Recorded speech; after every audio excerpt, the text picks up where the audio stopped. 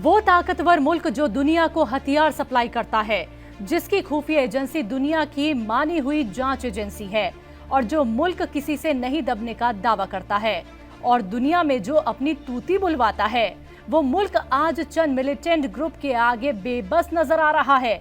ये इतना बेबस हो गया है कि अपनी शर्तों को अपनी ताकत की बिना पर हमास से मनवा भी नहीं पा रहा है, क्योंकि मिलिटेंट्स का ये ग्रुप हमास भी अपनी शर्तों पर अड़ा है। हमास चीफ ने ये साफ कह दिया है कि जब तक गजा से इजरायली फौज पूरी तरह से वापस नहीं चली जाती है और सीज फायर पर फैसला नहीं होता है, तब तक वो अपने इजरायली कैदियों को भूल जाएं। आपको बता दें कि हमास के चीफ ने इजराइल से कहा कि उसे 2 शर्तें तो माननी ही पड़ेगी। एक तो सीज फायर, दूसरा गजा से इजरायली मिलिट्री की मुकम्मल वापसी।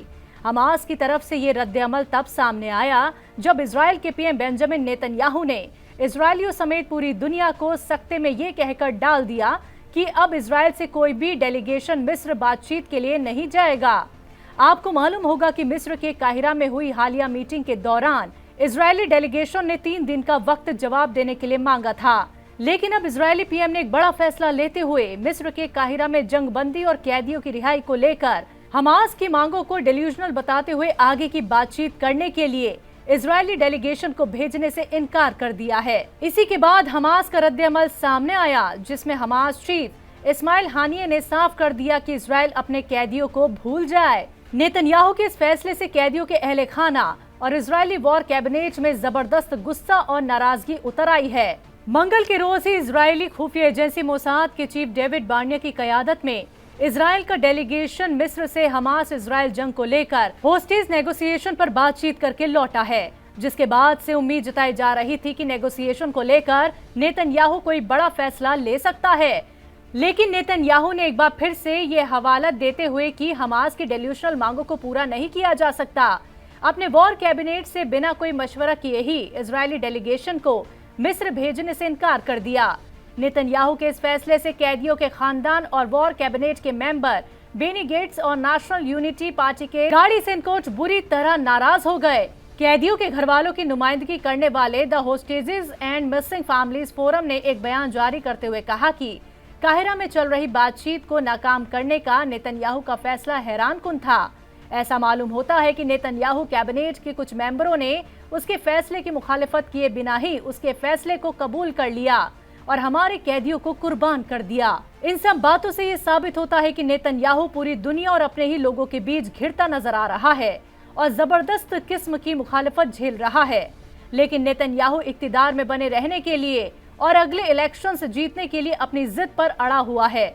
यही वजह है कि उसने कैदियों के अहले खाना और वॉर कैबिनेट से मशवरा किए बिना ही काहिरा में मजीद बातचीत के रास्ते बंद कर दिए। नेतन्याहू ऊपर से तो खुद को ताकतवर दिखाने की कोशिश करता है, लेकिन असल बात तो ये है कि नेतन्याहू एकदम बेबस हो चुका है, जो एक छोटे से मिलिटेंट ग्रुप हमास से अपनी शर्तें भी मनवा नहीं पा रहा। इजराइल हमास के दरमियान जंग की वजह से बिगड़ते हुए इंसानी हालात का हवाला देते हुए अमेरिकी सदर जो बाइडन ने बुध के रोज अमेरिका में रह रहे फिलिस्तीनियों को अगले 18 माह के लिए मुल्क बदरी से बचाने के हुक्मनामों पर दस्तखत किए हैं। बाइडन इंतजामिया के एक एहलकार ने बताया कि डिफर्ड एनफोर्स्ड डिपार्टमेंट नामी इमिग्रेशन प्रोग्राम के तहत तकरीबन 6000 फिलिस्तीनी बहाली के अहल हैं। बाइडन ने जारी किए गए मेमो में कहा, जबकि मेरी तवज्जो इंसानी सूरत हाल को बेहतर बनाने पर मरकूज है, बहुत से शहरी खतरे में हैं, लिहाजा मैं अमेरिका में मौजूद बाज फिलिस्तीनियों को मुल्क बद्र होने से रोक रहा हूं। US national security advisor Jake Sullivan ने एक बयान में एग्जीक्यूटिव ऑर्डर के बारे में बात करते हुए कहा, गजा में जारी तनाज़े और इंसानी सूरत हाल की रोशनी में सदर बाइडन ने एक मेमोरेंडम पर दस्तखत किए, जिसमें कुछ फिलिस्तीनी अमेरिका में मौजूद हैं, उनको एक आर्जी महफूज पनाहगाह फराहम करने की हिदायत दी गई है। 4 महीनों से जारी इजराइल हमास जंग को लेकर जो बाइडन काफी दबाव झेल रहे हैं। अरब, अमेरिकी और मुस्लिम ममालिक के लीडरों की तरफ से मुसलसल बढ़ते दबाव ने भी जो बाइडन को ये फैसला लेने पर मजबूर किया। बाइडन पर काफी वक्त से दबाव है कि वो फिलिस्तीनियों की हिफाजत और गजा में इंसानी इमदाद की फरहमी के लिए अपना ताउन पेश करे। किसानों का एहतजाज आज तीसरे दिन भी जारी है। हरियाणा पंजाब सरहदों पर बड़ी तादाद में किसान डटे हुए हैं। दिल्ली से सटी हरियाणा और यूपी की सरहदों पर भी पुलिस का सख्त इंतजाम है। मुजाहिरीन किसानों को रोकने के लिए पुलिस ने कई लेवल की बैरिकेडिंग कर रखी है। इस बीच जुमेरात को पहली बार यूपी की तरफ से भी किसान दिल्ली कूच करने निकले, हालांकि पुलिस ने उन्हें रोक लिया। किसानों को रोकने के लिए गुज़िश्ता 2 दिनों से उन पर लगातार आंसू गैस के गोले दागे जा रहे हैं। इसके अलावा सिंघू बॉर्डर, टिकरी बॉर्डर और गाजीपुर बॉर्डर पर बड़ी तादाद में पुलिस तैनात है। इन सरहदों पर सीमेंट और लोहे की बैरिकेडिंग भी की गई है। इसके अलावा किसानों को रोकने के लिए कटीले तार और कंटेनर भी रखे गए हैं। किसानों का एहतजाज सड़कों से रेल चक्का जाम तक पहुंच गया है। भारतीय किसान यूनियन ने कल ही ऐलान किया था कि मुजाहिरीन किसानों पर लाठीचार्ज और आंसू गैस के गोले दागने के खिलाफ जुमेरात को 4 घंटे के लिए पंजाब के अलग अलग रेलवे रूट्स को जाम किया जाएगा। उसी के तहत पंजाब के राजपुरा और अंबाला में मुजाहिरीन पटरियों पर बैठ गए। उत्तराखंड के हल्द्वानी में 8 फरवरी को हुए तशद्दुद के बाद लगे कर्फ्यू में आज ढील दी गई है। नैनीताल की डीएम वंदना सिंह ने तशद्दुद मुतासिर इलाके में कर्फ्यू में ढील के हुक्म दिए ताकि लोग अपने रोजमर्रा की जरूरतों का सामान लेने जा सके। इस दौरान जरूरी चीजों की कमी को पूरा करने के लिए दुकानदारों को भी दुकान खोलने की इजाजत दी गई है। हालांकि इस दौरान इंटरनेट सेवा पूरी तरह बंद रही। इंतजामिया के जरिए दुकानों को जरूरी सामान भी मुहैया कराए गए। हुक्म के मुताबिक कर्फ्यू वाले इलाकों में रहने वाले तलबा को बोर्ड या यूनिवर्सिटी के इम्तहानात या कॉम्पिटिटिव इम्तहानात के लिए लेटर दिखाए जाने के बाद इम्तिहान के वक्त बाहर जाने की इजाजत दी जा सकेगी। राजस्थान हाईकोर्ट ने 15 फरवरी से सूबे के स्कूलों में सूर्य नमस्कार लाजिम करने के खिलाफ दायर दरख्वास्त को खारिज कर दिया है। जस्टिस महेंद्र गोयल ने यह हुक्म राजस्थान मुस्लिम फोरम की दरख्वास्त पर दिया। इसके अलावा अदालत ने काशिफ जुबेरी की तरफ से इस मामले में दायर दरख्वास्त पर सुनवाई 20 फरवरी तक टाल दी है। अदालत ने अपने हुक्म में कहा कि दरख्वास्त गुजार रजिस्टर्ड इदारा नहीं है, ऐसे में उसकी दरख्वास्त पर सुनवाई नहीं की जा सकती। दरख्वास्त में कहा गया है कि महकमा तालीम ने बीते दिनों एक हुक्म जारी कर रियासत के स्कूलों में सूर्य नमस्कार करना लाजिम कर दिया है। दरख्वास्त में यह भी कहा गया है कि सूर्य नमस्कार हकीकत में सूर्य की पूजा करने के बराबर है। वहीं इस्लाम में अल्लाह के अलावा किसी को भी माबूद मानने की इजाजत नहीं है। आइन के तहत हर शख्स को मजहबी आज़ादी का हक है। ऐसे में सूबे की हुकूमत को ये हक नहीं है कि वो हर तलबा को सूर्य नमस्कार करने के लिए मजबूर करे। इसलिए महकमा तालीम के इस हुक्म को रद्द किया जाए, जिस पर इब्तिदाई सुनवाई करते हुए सिंगल बेंच ने दरख्वास्त को खारिज कर दिया है। इलाहाबाद हाईकोर्ट ने ज्ञानवापी मस्जिद अहाते में मौजूद व्यास जी के तहखाने में पूजा की इजाजत दिए जाने के खिलाफ दायर अपील पर सुनवाई पूरी कर फैसला सुरक्षित रख लिया है। जस्टिस रोहित रंजन अग्रवाल ने मुस्लिम पार्टी और हिंदू पार्टी की दलीलें सुनने के बाद अपना फैसला सुरक्षित रखा है। ताहम अनुमान लगाया जा रहा है कि हाईकोर्ट अगले हफ्ते अपना फैसला सुना सकता है। मस्जिद कमेटी ने वाराणसी की अदालत की 31 जनवरी के उस हुक्म के खिलाफ यहां अपील की थी, जिसमें हिंदुओं को ज्ञानवापी मस्जिद अहाते में मौजूद व्यास जी के तहखाने में पूजा की इजाजत दी गई थी। इसके बाद मुस्लिम पार्टी ने सुप्रीम कोर्ट का रुख किया था, जिस पर सुप्रीम कोर्ट ने मुस्लिम पार्टी की अर्जी पर सुनवाई करते हुए हाई कोर्ट जाने को कहा था। इसके बाद मुस्लिम पार्टी ने हाई कोर्ट का रुख किया था। संयुक्त अरब अमीरात में पहला मंदिर बनकर तैयार हो गया है। ये मंदिर यूएई के राजधानी अबू धाबी में बना है। इस मंदिर की तामीर बोचासन वासी अक्षय पुरुषोत्तम स्वामी नारायण यानी कि बब्स ने करवाया है और इसका इफ्तिताह वजीर आजम नरेंद्र मोदी ने किया। लेकिन इन सब के बीच एक सवाल है जो आपके, हमारे और कई लोगों के मन में उठ रहा होगा, और वो ये है कि यूएई जैसा मुल्क जहां शरिया कानून है और उसमें बुत परस्ती करना सख्त मना है, यहां आखिरकार मंदिर कैसे बन गया? तो आज हम अपनी इस खास रिपोर्ट में आपको मुस्लिम देश में मंदिर बनने की पूरी कहानी बताएंगे। आपको बता दें कि अबू धाबी में मंदिर का सपना साल 1997 में देखा गया था और इस सपने को पूरा करने की शुरुआत 2012 में हुई। 2012 में मंदिर तामीर के लिए जमीन खोजना शुरू किया गया। इस दौरान बब्स के अफसरान यूएई के सदर क्राउन प्रिंस मोहम्मद बिन जायद अल नाहयान से मिले और मंदिर तामीर के लिए 2-3 जमीन की तजवीज उनके सामने रखी, जिसके बाद प्रिंस के एडमिनिस्ट्रेटिव ने इस तजवीज पर गौर करना शुरू कर दिया। इस दौरान वजीर आजम नरेंद्र मोदी साल 2015 में यूएई के दौरे पर गए। इस दौरान क्राउन प्रिंस ने मंदिर बनाने की बात पीएम मोदी के सामने रख दी और कहा कि वो मंदिर के लिए जमीन देंगे। वहीं इसके 3 साल बाद साल 2018 में ऑफिशियल तौर पर BAPS को मंदिर के लिए जमीन दी गई। शुरुआत में अबू धाबी के क्राउन प्रिंस ने 13.5 एकड़ जमीन दी थी। मंदिर तामीर की इजाजत मिलने के बाद डिजाइन समेत सभी काम चलते रहे। वहीं जब BAPS फाइनल तजवीज लेकर प्रिंस के पास गया तो उन्होंने कहा कि आप 13.5 एकड़ में तो मंदिर ही बना रहे हैं, जब आप भारत से पत्थर लाएंगे, वो कहाँ रखेंगे और जो भी दीगर तामीर का सामान होगा उसे कहाँ रखा जाएगा, जिसे सुनकर प्रिंस ने 13.5 एकड़ जमीन और दे दी।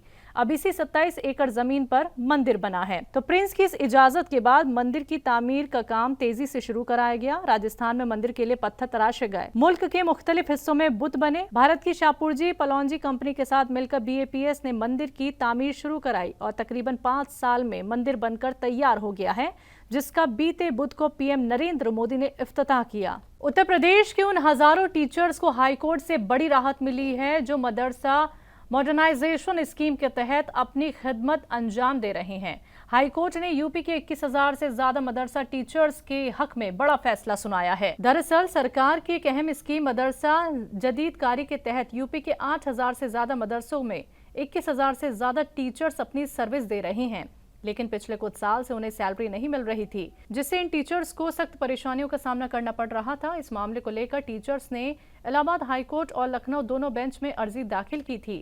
कोर्ट ने इस मामले की सुनवाई करते हुए दोनों पार्टियों की बात सुनी और फैसला टीचर्स के हक में देते हुए सरकार को फौरी तौर पर सैलरी देने की हिदायत दी है।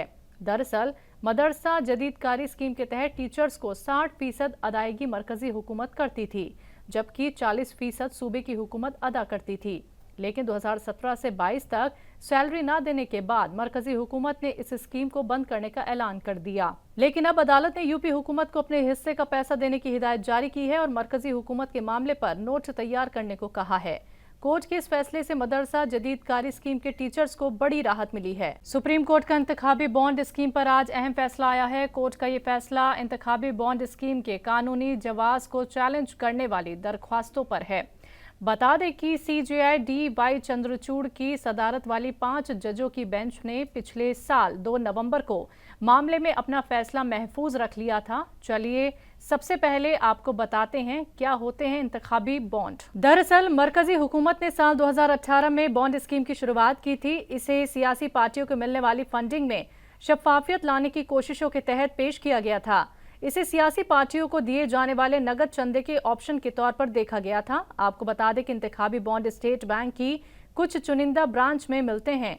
कोई भी शहरी कंपनी या तंजीम इस बॉन्ड को खरीद सकती है। ये बॉन्ड 1,000, 10,000, 1 लाख और 1 करोड़ रुपए तक के हो सकते हैं। कोई भी शख्स जिस पार्टी को चंदा देना चाहता है वो ये इंतखाबी बॉन्ड खरीद कर सियासी पार्टी को दे सकते हैं। खास बात यह है कि बॉन्ड में चंदा देने वालों को अपना नाम नहीं लिखना पड़ता। ताहम इन बॉन्ड को सिर्फ वही सियासी दल ले सकते हैं जो आवामी नुमाइंदगी एक्ट 1951 की दफा 29A के तहत रजिस्टर्ड हैं और जिन्हें पिछले लोकसभा या असेंबली इंतखाबात में 1% से ज्यादा वोट मिले हों। सुप्रीम कोर्ट में इंतखाबी बॉन्ड के जवाब पर सवाल उठाते हुए कांग्रेस नेता जया ठाकुर, मार्क्सवादी कम्युनिस्ट पार्टी और NGO association for democratic reforms के साथ कुल 4 दरख्वास्तें दाखिल की गई हैं। दरख्वास्त गुजार का दावा है कि चुनावी बॉन्ड के जरिए हुई गुमनामी सियासी फंडिंग में शफाफियत को मुतासिर करती है और वोटर्स के मालूमात के हक की खिलाफ वर्जी करती है। उनका दावा है कि इस स्कीम में शेल कंपनियों के जरिए से चंदा देने की इजाजत दी गई है। कोर्ट ने पिछले साल 31 अक्टूबर को इन पर सुनवाई शुरू कर दी थी। चीफ जस्टिस DY चंद्रचूड़ की बेंच में justice Sanjeev Khanna, justice BR Gavai, justice JB Pardiwala और जस्टिस मनोज मिश्रा शामिल हैं। गद्दारी मामले में शर्जील इमाम की जमानत पर दिल्ली की कोर्ट ने फैसला सुरक्षित रख लिया है। बता दें कि इस मामले में 17 फरवरी को फैसला सुनाया जाएगा। शर्जील जनवरी 2020 से जेल में बंद है। शर्जील इमाम के खिलाफ गद्दारी का मामला दर्ज किया गया था, लेकिन बाद में गैर कानूनी सरगर्मियों UAPA की धारा 13 लगाई गई थी। दिल्ली पुलिस ने इमाम के खिलाफ इल्जाम लगाया था कि उसने मरकजी सरकार के लिए नफरत, तौहीन और अदम इत्मीनान को भड़काने वाले बयान दिए, जिसकी वजह से दिसंबर 2019 में तशद्दुद हुआ। गौरतलब है कि दिल्ली हाई कोर्ट ने पिछले महीने ट्रायल कोर्ट को हुक्म दिया था कि वो शर्जील इमाम की जमानत अर्जी पर फरवरी तक खत्म कर दे। शर्जील ने हाई कोर्ट में UAPA की धारा 13 के तहत निर्धारित अधिकतम 7 साल की सजा का आधा हिस्सा पूरा कर लेने के आधार पर जमानत की मांग की थी। वहीं दिल्ली पुलिस ने कहा था कि शर्जील के खिलाफ सिर्फ एक जुर्म नहीं है बल्कि कई क्राइम दर्ज हैं। दिल्ली हाई कोर्ट को बम से उड़ाने की धमकी दी गई है। ईमेल के जरिए ये धमकी दी गई है। आपको बता दें कि ईमेल मिलने के बाद से हड़कंप मच गया है। बताया जा रहा है कि हाई कोर्ट की हिफाजत कड़ी कर दी गई है। अदालत को बम से उड़ाने की धमकी वाला ईमेल दिल्ली हाई कोर्ट के रजिस्ट्रार को भेजा गया है, जिसके बाद हिफाजत काफी बढ़ा दी गई। मेल में लिखा गया था कि 15 फरवरी को हाईकोर्ट को बम से उड़ा दूंगा, ये सबसे बड़ा धमाका होगा। सभी वजीरों को बुलाएं, हर किसी को उड़ा दिया जाएगा। जराये की माने तो बलवंत देसाई नाम के शख्स के जरिए ये मेल भेजा गया है। फिलहाल एहतियात के तौर पर दिल्ली हाईकोर्ट की हिफाजत में इजाफा कर दिया गया है। चप्पे चप्पे पर पुलिस की नजर है। दिल्ली हाईकोर्ट के साथ साथ जिला अदालत की हिफाजत भी बढ़ा दी गई है। यूरोपीय संघ भारतीय, चाइनीज समेत कई और ममालिक की कंपनियों पर बैन लगाने की तैयारी कर रहा है। कुछ मीडिया रिपोर्ट से मिली इत्तला के मुताबिक यूरोपीय यूनियन का इल्जाम है कि ये कंपनियां यूक्रेन के खिलाफ लड़ाई में रूस की मदद कर रही है, जिसके बाद यूरोपीय यूनियन ने इन कंपनियों पर बैन का तजवीज़ दिया है। और अगर ये तजवीज़ सभी मेंबर ममालिक पास कर देते हैं तो ये पहली बार होगा जब चीन की कंपनी पर यूरोपीय यूनियन सीधा बैन लगाएगा। जम्मू कश्मीर के साबिक वजीर आला और नेशनल कॉन्फ्रेंस के चीफ फारूक अब्दुल्ला ने एनडीए इत्तेहाद में शामिल होने के इशारे दे दिए हैं। मीडिया से बात करते हुए फारूक अब्दुल्ला ने क्लियर कर दिया है कि वो किसी भी पार्टी से इत्तेहाद नहीं करेंगे। उनकी party national conference Jammu Kashmir में अकेले चुनाव लड़ेगी। फारूक ने श्रीनगर में कहा कि मैं समझता हूं जम्मू कश्मीर में विधानसभा और लोकसभा इंतखाबात एक साथ होंगे। जहां एक सीट शेयरिंग के फॉर्मूले की बात है तो बता दूं कि नेशनल कॉन्फ्रेंस अकेले चुनाव लड़ेगी और इस बारे में कोई शक नहीं है। वहीं एनडीए में शामिल होने पर उन्होंने कहा कि हम मुस्तकबिल में एनडीए में शामिल होने के इम्कान को नकार नहीं सकते। उन्होंने बताया कि इंडिया ब्लॉक में सीटों की शेयरिंग पर बातचीत फेल हो गई, जिसकी वजह से ये फैसला लिया गया। नाजरीन, मुल्क की बात में आज के लिए बस इतना ही। आप देखते रहें तहजीब टीवी। मुझे दीजिए इजाजत। आदाब।